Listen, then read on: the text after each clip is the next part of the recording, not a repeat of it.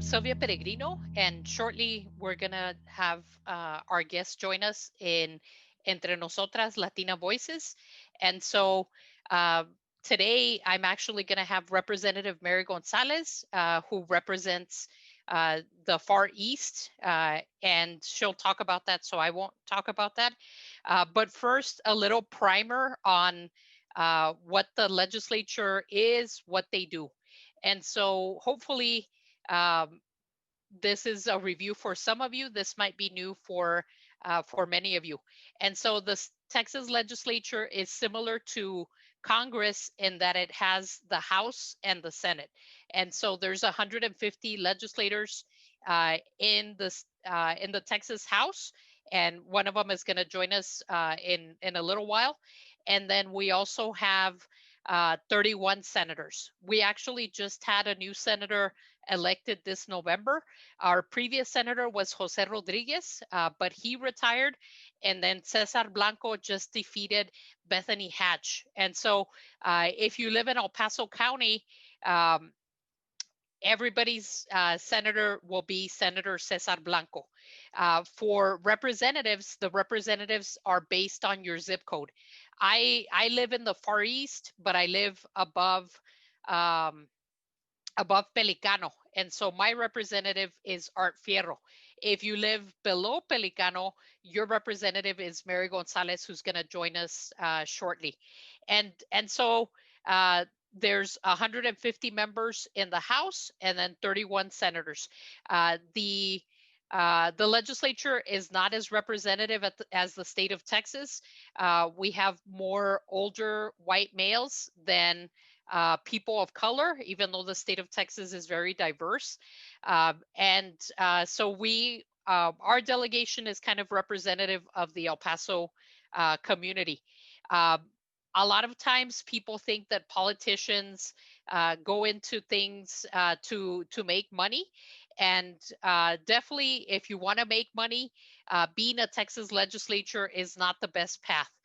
The Texas legislators only make 7,200 a year, and so they make poverty or starvation wages, right? And so most of them tend to be attorneys and or small business owners because the Texas legislature is what we call a citizen legislature, in the sense that they only meet every other year on odd numbered years for 140 days. And so this year in 2020, they didn't meet, but the Texas legislature will meet starting January 2021. And so they meet for 140 days from January till May. The most important thing that they have to do is make the budget for the state of Texas. And so uh, this year, because of COVID, less people are shopping, less people are spending money, and a lot of the budget for the state of Texas comes from sales tax. It also comes from oil and gas revenues, and less people, because of the coronavirus, less people are on the roads, and less people are spending money, and so we'll probably see a budget deficit in 2021. So that's something to look out for, and we'll ask the representative about that.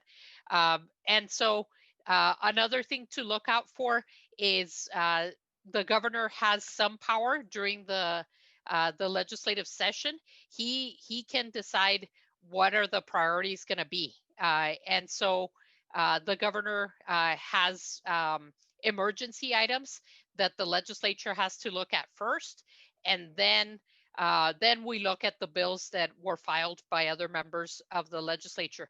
And so we'll hear, briefly about some of the legislative priorities for our area. If there's a lot of fighting, if maybe they need more time, the legislative session usually ends in May, but the governor can call an emergency session lasting 30 days, and he can tell them what things he wants them to look at. And so I just wanted to give you a little bit of a background on the legislature before we are joined by our guest. This will be our guest, so you can always go to house.texas.gov. And this is where you can find information on all our legislators. And so this is going to be our guest. And from here, you can get information on what committees they're in. You can see a map of the district, and you can always find out about their background, right?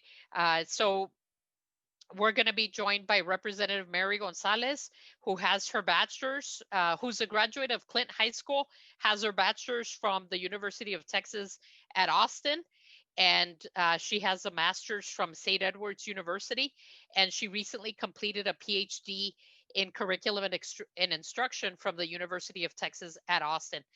So we're honored to have Representative Mary González as our guest. And for some of you, she's your representative if you live in the Lower Valley area. And so I just wanted to give you a little chance to see a map of her district.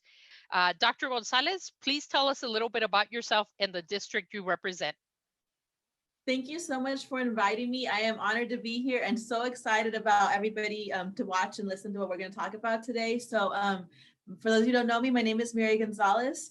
9 years ago, I got elected to be the state representative for House District 75. It is the eastern part of El Paso County. When I travel across the state, I say it is a micro to the macro Texas. The fastest growing parts of El Paso City, the 375 area, the suburbs of East Lake and Horizon, 263 colonias. The Tigua Nation, it has Hueco Tanks State Park. It borders Mexico and New Mexico, and it has all the agricultural communities of Socorro, Clint, Fayetteville, and Eli and Tornillo. We go all the way to the Hudson County line. So it's about 200,000 people in House District 75. How is the legislative session this year that actually starts next year? How is that going to be different because of COVID-19? The people who decide what session is going to be like is usually statewide leadership, the governor, lieutenant governor, and speaker. Well, our Speaker of the House was retired last session, so we had to do a new speaker race. So we were waiting in to see if the Democrats or Republicans had the majority to determine who would be the speaker. Tuesday night, we realized it would still maintain a Republican majority. So then there was a speaker's race. The speaker elected emerged from that race is Representative Dade Phelan from Beaumont, Texas. And so he's just been speaker-elect for a couple days. He hasn't really told us what it's going to look like, but I assume it's going to be a much more difficult session. Here's what I will say. Texas has 30 million people in it, and we only meet as a legislature every 2 years for 140 days. So typically it's already a chaotic 140 days because we have to address the issues of such a large state. I mean, Texas is as big as some countries, and we only meet 140 days every 2 years. So it's always chaos. I think this session will be a little bit difficult because we want to still preserve democratic values like the public being able to be engaged, listening to bills and testimony. We don't know how we're going to do that with social distancing and face mask rules and everything. But all I can imagine is that it's going to be a really difficult session, not only for those reasons, but also because the coronavirus has put us into what is an economic recession. And Texas is hit hard, not as hard as other states, but we're going to see billions of dollars in deficit in our state budget. Right now, in some of the intersession meetings, have they been on Zoom? Do you imagine it might be on Zoom or it's still in person with face masks? The House rules does not allow us to have Zoom meetings because you have to realize this wasn't a reality before coronavirus. And because for a variety of reasons, we never had Zoom meetings as committees. So we can change the House rules and make that a possibility.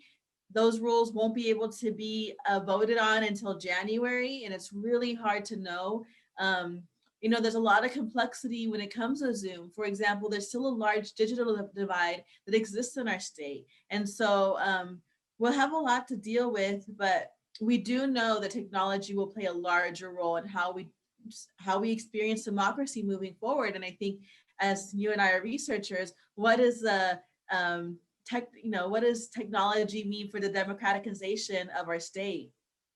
I have seen that with some of my students that they don't have access to to the technology, and even generational differences. A lot of you're one of the youngest representatives, and I so used to be. I think people still think I'm young, but I'm approaching 40. So, you know, but I guess compared to like compared to, yes, yes. to the older representatives that have been there 30 years, I could see where that could be an issue. And so I guess the next question that I have: how does the delegation work together? Do you all already have a plan for what you want to accomplish next session? We are so lucky that the El Paso delegation is a team. So for those of you watching who don't know, there's 5 state reps from El Paso County and 1 state senator. And we have this wasn't always the case, but at least for the last, 3 terms, been a really strong team. And I think sadly, the shooting brought us a lot closer. And so what we've always done traditionally is in June and July, we met via Zoom, and we discuss what are our priorities individually and what are the needs of the community in the borderland region. And then we started to divide, okay, you'll do this, you'll do this, you'll do this. So I'll give an example. The shooting is something very important to us, and we want to make sure does not get ignored because sadly, like I said, we only meet every 2 years. So the shooting happened when we weren't in session. So now we're barely going to be able to address it. So each of us has a role. For example, because my background and my place in the House is mostly on education issues, I'm taking the educational component of digital citizenship and literacy, which we know was a reason the gunman came to El Paso, right?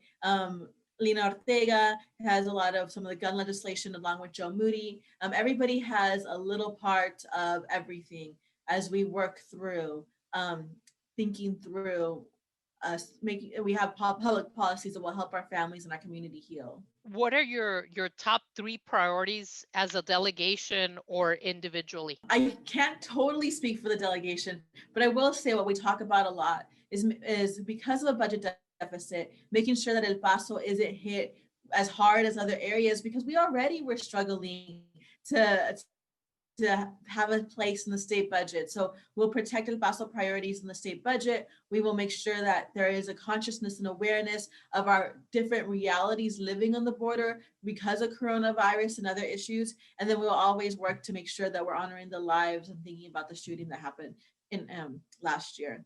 For me personally, I'm very similar. I am very fortunate to be an appropriator, sit on the appropriations committee. So the budget is going to be my number 1 priority. The second would be education. So thinking through not only the bill on digital citizenship and literacy, but all the ways in which our schools need support during this time for the coronavirus, all the ways in which we still need to update our education, public state policies. And then third is other local issues like issues for the colonias, ag-related issues, democracy-related issues that we'll fight for during the session. So you'll be in the same committees you were before, or may or may not? Who knows? It's a whole new year, whole new session, whole new speaker. So I will say this, because a lot of people don't know how this happens, right? So how does someone get on a committee, right? And what I'm so proud of is it's very different in Texas than it is in DC. And I think this has helped us maintain somewhat of a bipartisan environment. So in DC, for example, the Speaker of the House is elected within the majority party. And then each party leadership chooses the membership of the committee. So Republicans will choose which Republicans are in that committee, and Democrats will choose which Democrats are in that committee. It's not the same in Texas. In Texas, the speaker is elected by both Democrats and Republicans. So, for example, Representative Phelan, when he announced that he was going to speaker elect because he had pledges of more than 75 members, he had both Democrats and Republicans on his list, right, including myself. So that being said, when she had more than 75 pledges, then he was speaker elect. Okay, so in Texas as well, the speaker chooses who's on which committee. And so what ends up happening is when you get in the first day, they give you a card and there's 2 columns. It says speaker's pick and seniority. And every committee in the House is split up in half. Half of it is based on seniority and half of it is based on the speaker's selection of putting you there.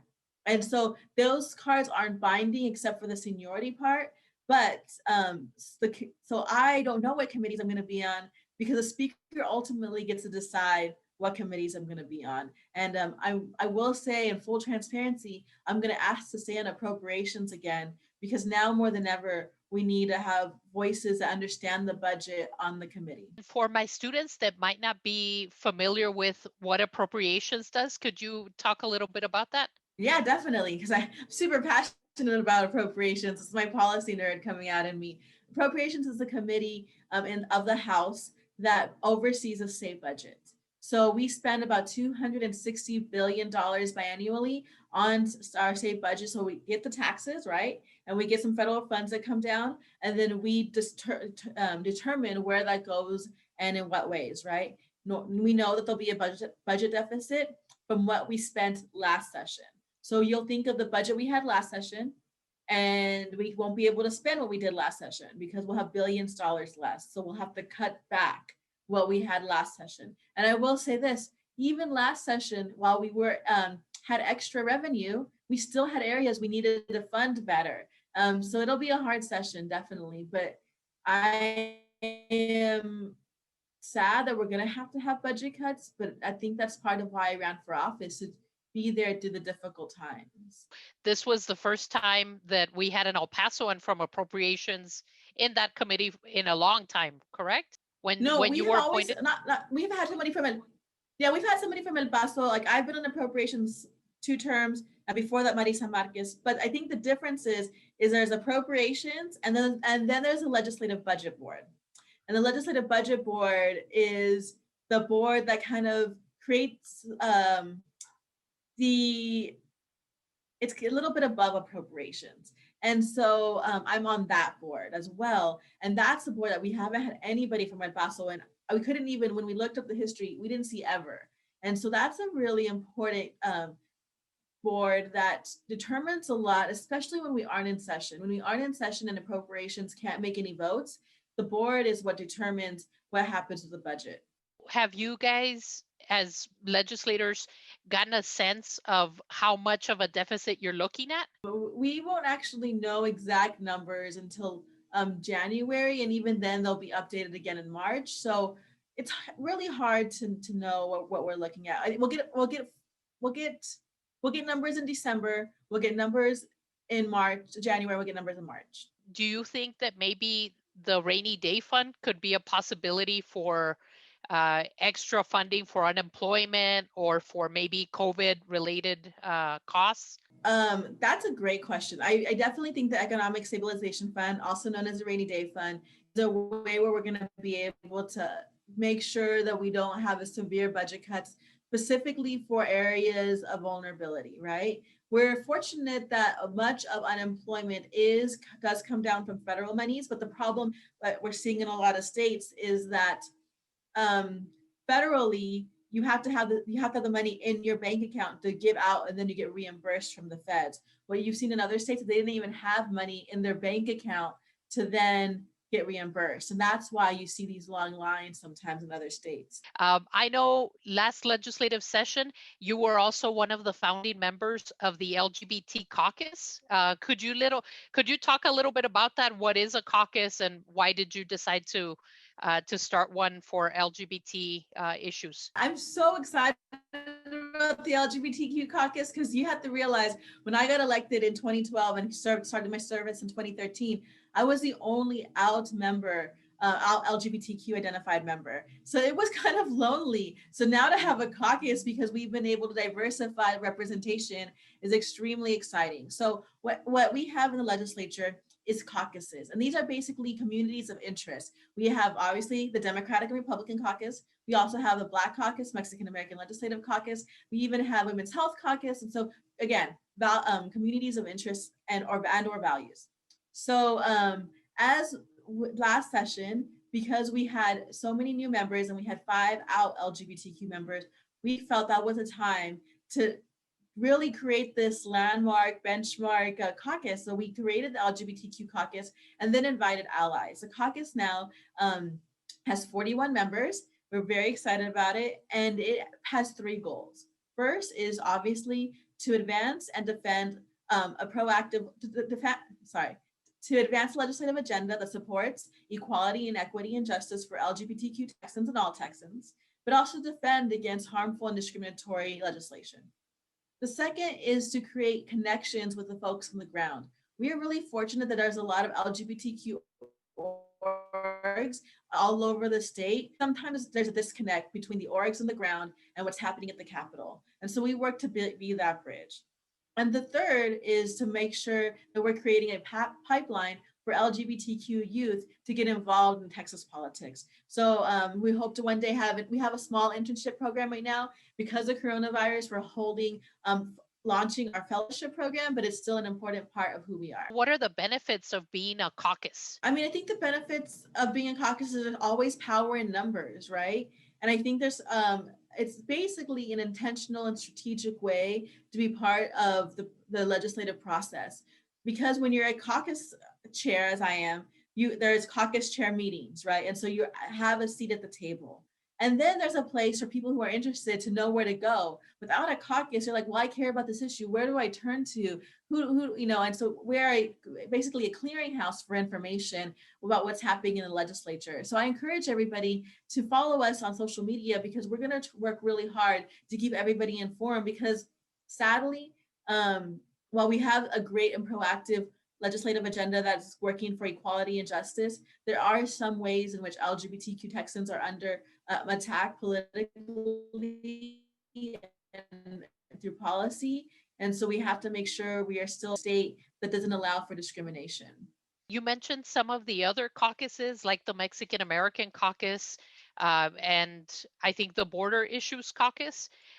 Could you talk a little bit about what they do? Caucus. I'm vice chair of the Mexican American Legislative Caucus and also secretary of the Border Caucus.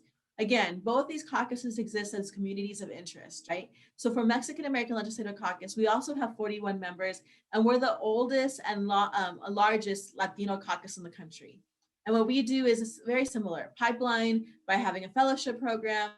We defend and work on issues impacting Latino community. For example, on redistricting, voting rights, child detention and immigration, all of a spectrum of issues. And so we just make sure we're being proactive in filing legislation and then fighting against harmful legislation.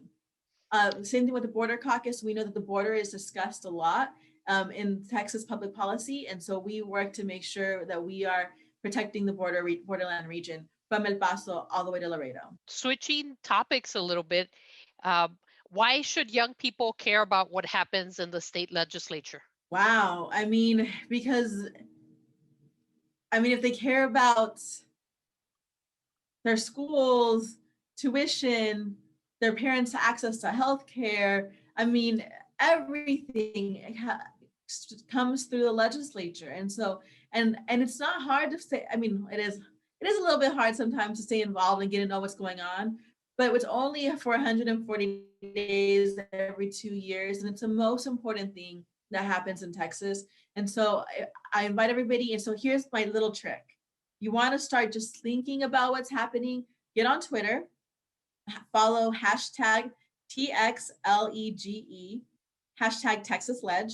And that is a way to really, it'll show, because all the legislators, we use that at the end of our tweets to kind of see what issues are coming up and what's happening in the ecosphere of Texas politics.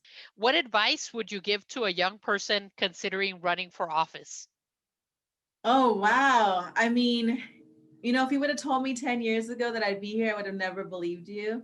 But it was the best decision I ever made. And I never thought I was going to win, right? So here's what I will say. It's hard to run for office. It is a huge sacrifice, but it's also worth it. But you have to be brave, courageous, hardworking. And now more than ever, we need people to step up and be engaged in the political process. Is there any other topic that you would like to address that maybe we haven't talked about?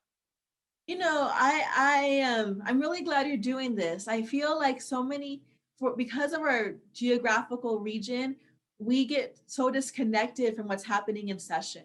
And so we have to take extra steps to be involved and be informed.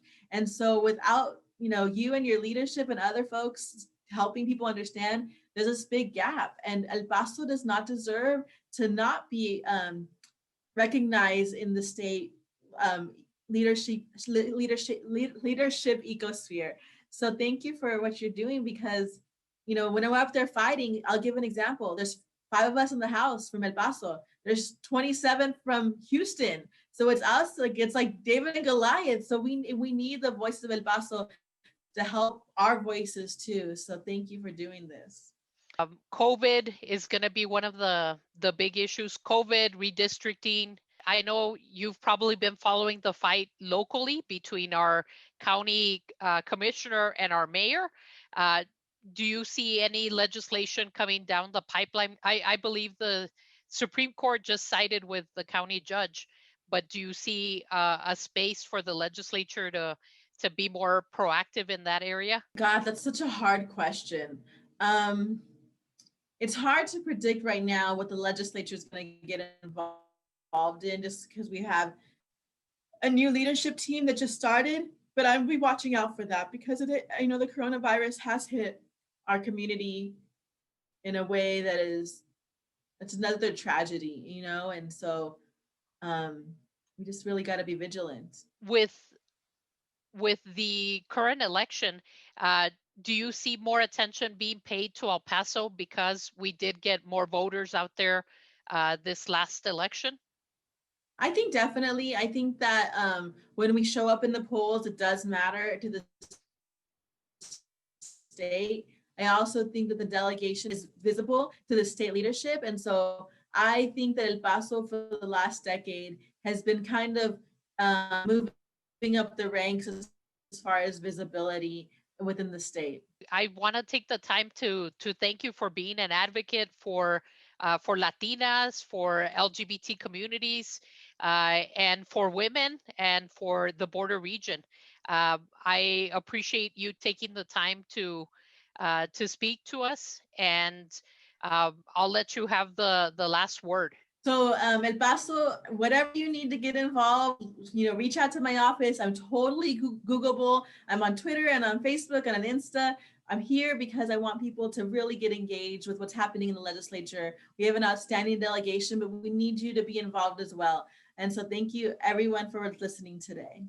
What kind of support could your office provide to individuals, just in case they've never? I mean, we do a little bit of everything, from helping people figure out, everything. But if you're asking, if somebody's sitting here saying, oh God, I really want to know what's going on, but I don't know where to start, I'm just going to call Mary González's office. Think of 3 issues you care about. Let my office know, and we'll see what we can do to help you get engaged. Thank you, Representative González, and we'll go ahead and stop there. Thank you, and good luck in the 2021 session. Thank you. Thank you so much.